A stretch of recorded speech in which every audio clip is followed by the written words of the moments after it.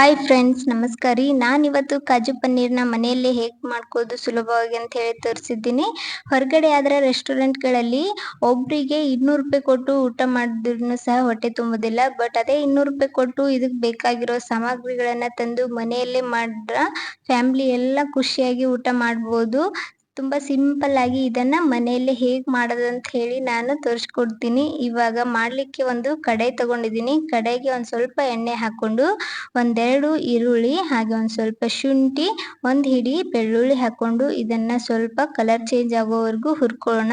ಇವಾಗ colour change ಆಗಿದೆ. ಇದಕ್ಕೇನೆ 2 ದೊಡ್ಡ ಸೈಜ್ ಟೊಮೆಟೊನ ಸೇರಿಸಿ ಇದನ್ನು ಸಹ ಸ್ವಲ್ಪ ಹೊತ್ತು ಹುರ್ಕೊಂಡು ಅದಕ್ಕೇನೆ ಒಂದು ಹಿಡಿಯಷ್ಟು ಗೋಡಂಬಿ, ಒಂದೆರಡು ಹಸಿಮೆಣಸಿನ್ಕಾಯಿ ಹಾಕಿ ಸ್ವಲ್ಪ ಹೊತ್ತು ಹುರಿದು ಇದು ಆರಿದ ನಂತರ ಇದನ್ನ ನೀಟಾಗಿ ಪೇಸ್ಟ್ ಮಾಡಿ ಸೈಡಲ್ಲಿ ಇಟ್ಕೊಳ್ಳೋಣ. ಈ ಕಡೆ ಅದೇ ಪಾತ್ರೆಗೆ ನಾನು ತುಪ್ಪ ಹಾಕೊಂಡಿದ್ದೀನಿ. ತುಪ್ಪ ಹಾಕೊಂಡು ಕಾಯ್ದ ನಂತರ ಒಂದು ಹಿಡಿಯಷ್ಟು ಗೋಡಂಬಿ ಹಾಕೊಂಡು ಇದನ್ನ ಕಲರ್ ಚೇಂಜ್ ಆಗೋವರೆಗೂ ಹುರ್ಕೋಬೇಕಾಗ್ತದ. ನೋಡ್ಬೋದು ನಾನಿಲ್ಲಿ ಕಲರ್ ಚೇಂಜ್ ಆಗೋವರೆಗೂ ಹುರಿದು ಇದನ್ನ ಎತ್ತಿಟ್ಕೊಳ್ತೀನಿ.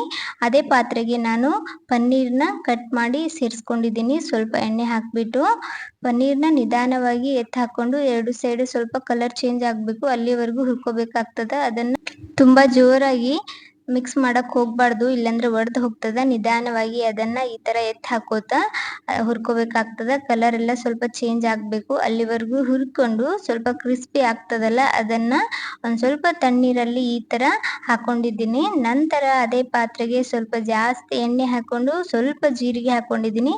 ಜೀರಿಗೆ ಎಲ್ಲ ಚೆನ್ನಾಗಿ ಫ್ರೈ ಆದ ನಂತರ ಒಂದ್ ದೊಡ್ಡ ಸೈಜ್ ಈರುಳ್ಳಿನ ಚಿಕ್ಕದಾಗಿ ಕಟ್ ಮಾಡ್ಕೊಂಡು ಸೇರಿಸ್ಕೊಂಡು ಈರುಳ್ಳಿ ಬಣ್ಣ ಪೂರ್ತಿ ಚೇಂಜ್ ಆಗೋವರೆಗೂ ಹುರಿದ ನಂತರ ಮೊದಲಿಗೆ ಏನು ಪೇಸ್ಟ್ ಮಾಡಿ ಇಟ್ಕೊಂಡಿದ್ವಿ ಆ ಪೇಸ್ಟನ್ನು ಸೇರಿಸಿ ಇದನ್ನ ನೀಟಾಗಿ ಹುರ್ಕೋಬೇಕಾಗ್ತದ. ಪೇಸ್ಟ್ ಅದರಲ್ಲಿರೋ ಎಣ್ಣೆ ಅಂಶ ಮೇಲ್ಗಡೆ ತೇಲೋವರೆಗೂ ಹುರಿದ ನಂತರ 1 ಟೇಬಲ್ ಸ್ಪೂನ್ ಅಷ್ಟು ಧನಿಯಾ ಪೌಡರ್ ಹಾಕೊಂಡಿದ್ದೀನಿ. ಹಾಗೆ ಒಂದು ಅರ್ಧ ಚಮಚದಷ್ಟು ಅರಿಶಿನ ಪುಡಿ, ಹಾಗೆ 1 ಟೇಬಲ್ ಸ್ಪೂನ್ ಅಷ್ಟು ಗರಂ ಮಸಾಲ ಹಾಕೊಂಡಿದ್ದೀನಿ. ಹಾಗೆ ಒಂದು ಸ್ವಲ್ಪ ಜೀರಾ ಪೌಡರ್ ಹಾಕೊಂಡಿದ್ದೀನಿ, ಒಂದು ಅರ್ಧ ಟೇಬಲ್ ಸ್ಪೂನ್ ಅಷ್ಟು ಜೀರಾ ಪೌಡರ್, ಹಾಗೆ 1 ಟೇಬಲ್ ಸ್ಪೂನ್ ಅಷ್ಟು ಅಚ್ಕಾರದ ಪುಡಿ ಹಾಕೊಂಡು ಇದೆಲ್ಲ ಸ್ವಲ್ಪ ಹೊತ್ತು ಫ್ರೈ ಮಾಡ್ಕೊಳ್ಳೋಣ. ಇವಾಗ ಎಲ್ಲ ನೀಟಾಗಿ ಫ್ರೈ ಆದ ನಂತರ ಇದಕ್ಕೆ ಒಂದು ಸ್ವಲ್ಪ ಬಿಸಿ ನೀರನ್ನು ಸೇರಿಸ್ತಾ ಇದ್ದೀನಿ. ಗ್ರೇವಿ ಎಷ್ಟು ಬೇಕು ನೋಡಿಕೊಂಡು ನೀರನ್ನ ಆ್ಯಡ್ ಮಾಡ್ಕೊಳ್ಳಿ. ನಾನಿಲ್ಲಿ ಬಿಸಿ ನೀರನ್ನ ಹಾಕೊಂಡು ಈ ಥರ ಮಿಕ್ಸ್ ಮಾಡಿ ಕುದಿ ಬರೋವರೆಗೂ ಬಿಟ್ಟು ಕುದಿ ಬಂದ ನಂತರ ನೀರಲ್ಲಿ ಏನು ಹಾಕಿಟ್ಟಿದ್ವಿ ಪನ್ನೀರ, ಆ ಪನ್ನೀರನ್ನ ಸೇರಿಸ್ತಾ ಇದ್ದೀನಿ. ಇವಾಗ ಪನ್ನೀರ್ ಹಾಕಿ ಹಾಗೇನೆ ಮೊದಲೇ ಫ್ರೈ ಮಾಡಿಟ್ಟಿರುವ ಗೋಡಂಬಿ ಸಹ ಸೇರಿಸ್ಕೊಂಡು ಇದನ್ನು ನೀಟಾಗಿ ಒಮ್ಮೆ ಮಿಕ್ಸ್ ಮಾಡಿ ಒಂದು ಸ್ವಲ್ಪ ಹೊತ್ತು ಕುದಿಸ್ಕೊಳ್ಳೋಣ. ಒಂದು 5 ನಿಮಿಷ ಇದನ್ನು ಕುದಿಸ್ಲಿಕ್ಕೆ ಬಿಡೋಣ. ಗ್ಯಾಸ್ನ ಮೀಡಿಯಂ ಫ್ಲೇಮಲ್ಲಿ ಇಟ್ಕೊಂಡು ಇದನ್ನು ಕುದಿಸ್ಕೋಬೇಕಾಗ್ತದ.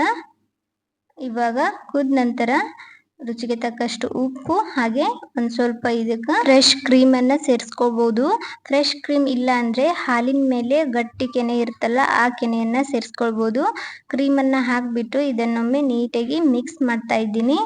ಮಿಕ್ಸ್ ಮಾಡಿದ ನಂತರ ಲಾಸ್ಟಲ್ಲಿ ಒಂದು ಸ್ವಲ್ಪ ಕೊತ್ತಂಬರಿನ ಕಟ್ ಮಾಡಿ ಸೇರಿಸ್ಕೊಂಡ್ರೆ ಮನೆಯಲ್ಲೇ ಸಿಂಪಲ್ ಆಗಿ ಕಾಜು ಪನ್ನೀರ್ ಮಸಾಲ ರೆಡಿ ಆಗ್ತದ.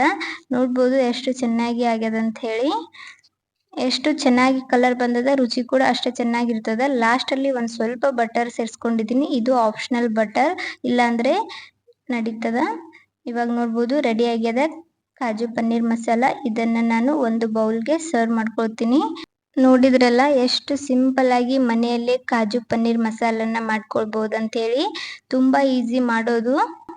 ಹೊರಗಡೆ ಒಂದು ಪ್ಲೇಟಿಗೆ ಕೊಡೋ ಒಂದು 200 ರೂಪಾಯಿನ ಎಲ್ಲ ಇಂಗ್ರೀಡಿಯೆಂಟ್ಸ್ಗಳನ್ನು ತಂದು ಮನೆಯಲ್ಲೇ ಮಾಡಿದ್ರೆ ಮನೆ ಮಂದೆಲ್ಲ ಖುಷಿಯಾಗಿ ಉಣ್ಬೋದು.